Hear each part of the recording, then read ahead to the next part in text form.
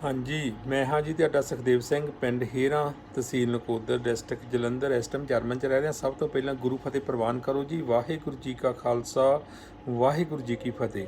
ਸਿੰਘੋ, ਜਿਵੇਂ ਤੁਸੀਂ ਸਾਰੇ ਜਾਣਦੇ ਹੋ ਕਿ ਪਿਛਲੇ ਸਮੇਂ ਸੋਸ਼ਲ ਮੀਡੀਆ ਦੇ ਉੱਪਰ ਸਮਾਜ ਸੇਵੀ ਸੰਸਥਾਵਾਂ ਦਾ ਕਾਫੀ ਰੌਲਾ ਸ਼ੁਰੂ ਹੋਇਆ ਸੀ ਅਤੇ ਜਿਹਦੇ ਵਿੱਚ ਮੇਨ ਗੱਲ ਇਹ ਸੀ ਕਿ ਪਾਰਦਰਸ਼ਤਾ ਹੈ ਨਹੀਂ ਸੀਗੀ ਅਤੇ ਹਿਸਾਬ ਕਿਤਾਬ ਦਾ ਰੌਲਾ ਪਿਆ ਜਿਹੜਾ ਹਜੇ ਤੱਕ ਚੱਲ ਰਿਹਾ, ਕਿਸੇ ਬੰਨੇ ਕੰਢੇ ਨਹੀਂ ਲੱਗਾ।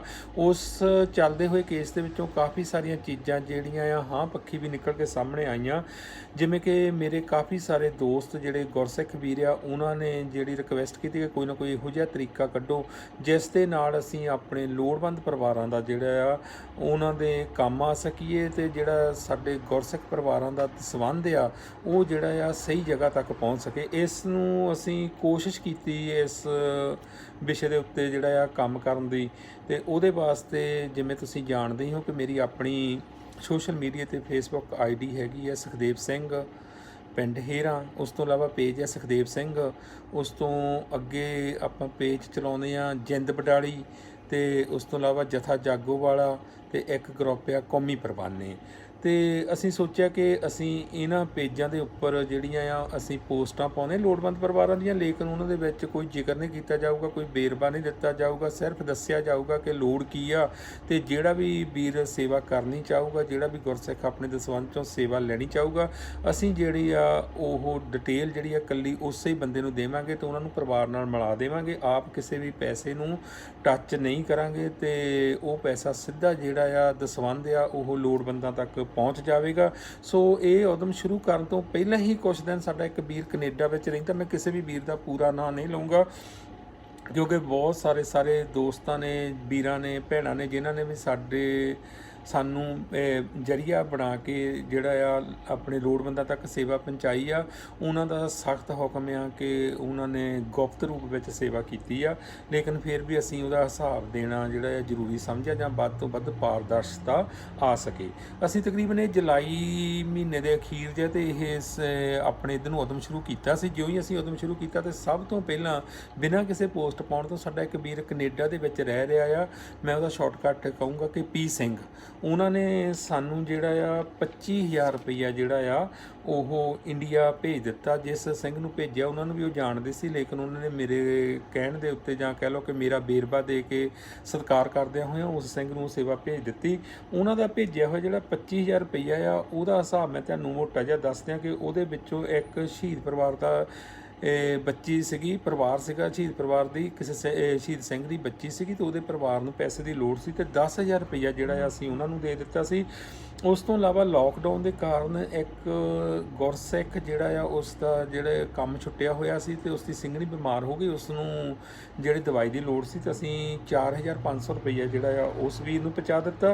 ਅਤੇ ਉਸ ਤੋਂ ਇਲਾਵਾ ਸਾਡੇ ਕੈਨੇਡਾ ਵਾਲੇ ਉਸ ਦੋਸਤ ਨੇ ਕਿਹਾ ਕਿ ਇੱਕ ਬੱਚਾ ਆ ਜਿਸ ਨੂੰ ਕਿਸੇ ਪਰਿਵਾਰ ਦਾ, ਅਤੇ ਉਹਨਾਂ ਨੇ ਕਿਹਾ ਕਿ ਉਸ ਬੱਚੇ ਦੇ ਵਾਸਤੇ 5,000 ਰੁਪਈਆ ਉਹਨਾਂ ਨੇ ਦਿੱਤਾ ਹੋਇਆ ਆ ਉਸ ਸਿੰਘ ਦੇ ਬੱਚੇ ਵਾਸਤੇ ਖਰਚਣ ਵਾਸਤੇ ਖੁਸ਼ੀ ਦੇ ਨਾਲ, ਅਤੇ 5,000 ਰੁਪਈਆ ਅਸੀਂ ਉਹਨਾਂ ਨੂੰ ਪਹੁੰਚਾਤਾ। ਇਸ ਤਰ੍ਹਾਂ 19,500 ਰੁਪਈਆ ਜਿਹੜਾ ਆ ਉਹਨਾਂ ਦਾ ਅਸੀਂ ਖਰਚ ਦਿੱਤਾ ਅਤੇ 5,500 ਰੁਪਈਆ ਇੰਡੀਆ ਦੇ ਵਿੱਚ ਜਿਹੜੇ ਸਿੰਘ ਨੂੰ ਉਹਨਾਂ ਨੇ ਭੇਜਿਆ ਸੀ ਉਸ ਦੇ ਕੋਲ ਪਿਆ ਹੋਇਆ ਆ।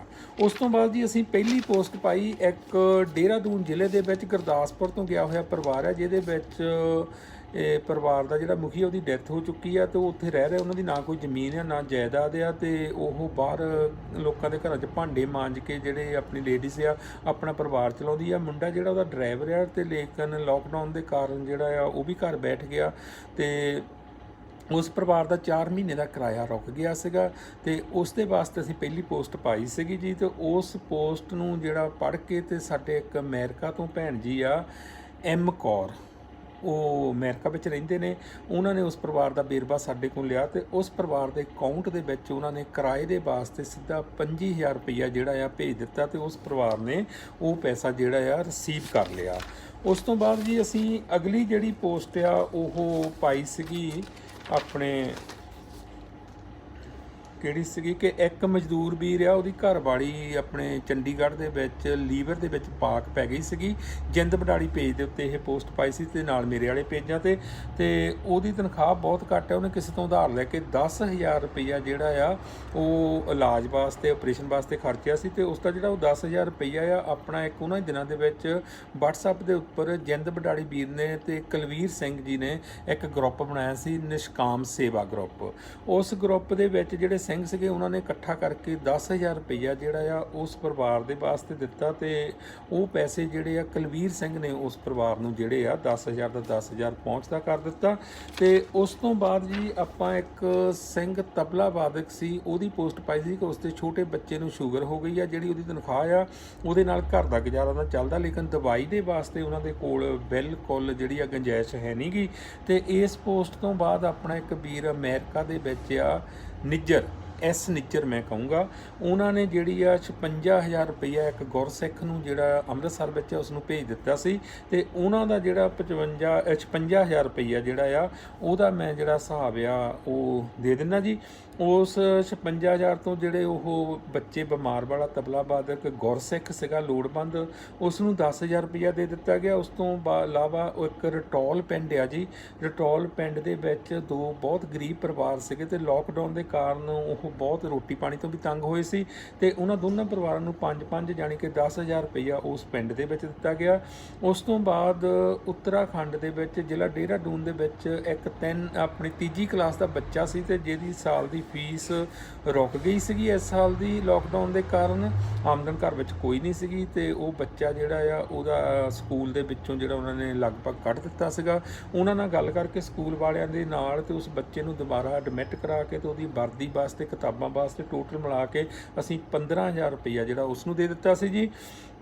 ਉਸ ਤੋਂ ਇਲਾਵਾ ਇੱਕ ਮਾਤਾ ਦਾ ਬਾਲਿਆਂ ਵਾਲਾ ਘਰ, ਜਿਹਦੀ ਛੱਤ ਜਿਹੜੀ ਆ ਉਹ ਡਿੱਗਣ ਵਾਲੀ ਸੀ ਤੇ ਚੌਂਦੀ ਸੀ ਤੇ ਉਹ ਮਾਤਾ ਜਿਹੜੀ ਆ ਰਾਤ ਨੂੰ ਘਰ ਦੇ ਵਿੱਚ ਨਹੀਂ ਸੀ ਸੌਂ ਸਕਦੀ, ਛੱਤ ਇੰਨੀ ਕੁ ਜ਼ਿਆਦਾ ਖਤਰਨਾਕ ਸੀ, ਬਾਲੇ ਗਲੇ ਹੋਏ ਸੀ। ਉਸ ਛੱਤ ਦੀ ਰਿਪੇਅਰ ਦੇ ਵਾਸਤੇ ਸਿੰਘਾਂ ਨੇ ਅੰਦਾਜ਼ਾ ਲਾਇਆ ਸੀ ਕਿ 30,000 ਰੁਪਏ ਦੀ ਲੋੜ ਆ, ਲੇਕਿਨ ਅਸੀਂ ਇਹਨਾਂ ਪੈਸਿਆਂ ਦੇ ਵਿੱਚੋਂ 20,000 ਰੁਪਈਆ ਉਸ ਵਾਸਤੇ ਦੇ ਦਿੱਤਾ ਤੇ 10,000 ਦੀ ਸੇਵਾ ਕਿਸੇ ਹੋਰ ਸਿੰਘ ਨੇ ਲੈ ਲਈ ਸੀ ਤੇ 20,000 ਰੁਪਈਆ ਅਸੀਂ ਇਹ ਜਿਹੜੇ ਆਪਣੇ ਨਿੱਜਰ ਵੀਰ ਨੇ ਭੇਜਿਆ ਸੀ ਉਹਨਾਂ ਤੋਂ ਦੇ ਦਿੱਤਾ। ਇਸ ਤਰ੍ਹਾਂ 55,000 ਰੁਪਈਆ ਜਿਹੜਾ ਲੋੜਵੰਦਾਂ ਤੱਕ ਪਹੁੰਚ ਗਿਆ। 1,000 ਰੁਪਈਆ ਜਿਹੜਾ ਬਚਿਆ ਸੀ ਉਹ ਆਪਣੇ ਵੀਰ ਸਾਡੇ ਜਿਹੜੇ ਸੇਵਾਦਾਰ ਵੀਰ ਸੀ ਉਹਨਾਂ ਦੇ ਕਹਿਣ ਦੇ ਉੱਤੇ ਜਿਹੜੇ ਸਿੰਘ ਨੇ ਹਰ ਜਗ੍ਹਾ ਸੇਵਾ ਪਹੁੰਚਾਈ ਉਸ ਨੂੰ ਦੇ ਦਿੱਤਾ। ਇਸ ਤਰ੍ਹਾਂ ਇਹ 56,000 ਰੁਪਈਏ ਦਾ ਪੂਰਾ ਜਿਹੜਾ ਹਿਸਾਬ ਆ ਉਹ ਹੋ ਗਿਆ ਸੀ ਜੀ। ਉਸ ਤੋਂ ਬਾਅਦ ਜੀ ਅਸੀਂ ਇੱਕ ਪੋਸਟ ਪਾਈ ਸੀ ਕਿ ਇੱਕ ਸਿੰਘ ਸਵਰਗਵਾਸ ਹੋ ਗਿਆ ਆ ਤੇ ਉਸਦੀ ਬੱਚੀ ਆ, ਉਹਦੀ B.Ed ਦੀ ਪੜ੍ਹਾਈ ਰੁਕ ਗਈ ਆ ਤੇ ਉਹਦੇ ਵਾਸਤੇ ਜਿਹੜੀ 1 ਸਾਲ ਦੀ ਫੀਸ ਚਾਹੀਦੀ ਆ, ਉਹ ਫੀਸ ਜਿਹੜੀ ਆ ਉਹਦੇ ਵਾਸਤੇ ਸਭ ਤੋਂ ਪਹਿਲਾਂ ਇੱਕ ਬੀ ਥਾਂਦੀ ਨਾਂ ਦਾ ਸਿੰਘ ਸੀ, ਮੈਂ ਬੀ ਥਾਂਦੀ ਕਹਿ ਰਿਹਾ, ਉਹ ਵੀਰ ਪਛਾਣ ਜਾਊਗਾ, ਤੇ ਉਹਨਾਂ ਨੇ ਜ਼ਿੰਮੇਵਾਰੀ ਲਈ। ਉਸ ਤੋਂ ਇਲਾਵਾ ਪੋਸਟ ਦੇ ਚੱਲਦਿਆਂ ਡਿਲੀਟ ਕਰਨ ਤੋਂ ਪਹਿਲਾਂ ਹੀ 2 ਹੋਰ ਵੀਰਾਂ ਨੇ ਵੀ ਜ਼ਿੰਮੇਵਾਰੀ ਲੈ ਲਈ ਸੀ, ਲੇਕਿਨ ਉਹਨਾਂ ਵੀਰਾਂ ਨੂੰ ਅਸੀਂ ਇਹ ਕਿਹਾ ਕਿ ਵੀਰ ਇੱਕ ਸਿੰਘ ਨੇ ਜ਼ਿੰਮੇਵਾਰੀ ਲਈ ਆ, ਅਗਰ ਉਹ ਜਵਾਬ ਦੇ ਦੂਗਾ ਤਾਂ ਅਸੀਂ ਤੁਹਾਨੂੰ ਸੇਵਾ ਦੇ ਦਿਆਂਗੇ, ਨਹੀਂ ਤਾਂ ਅਸੀਂ ਤੁਹਾਨੂੰ ਰਿਜ਼ਰਵ 'ਤੇ ਰੱਖ ਲੈਂਦੇ ਹਾਂ। ਤੇ ਪਰ ਵੀਰ ਥਾਂਦੀ ਜੀ ਨੇ ਜਿਹੜਾ ਆ 20,000 ਰੁਪਈਆ ਜਿਹੜਾ ਉਸ ਪਰਿਵਾਰ ਨੂੰ ਪਹੁੰਚਦਾ ਕਰ ਦਿੱਤਾ ਆ।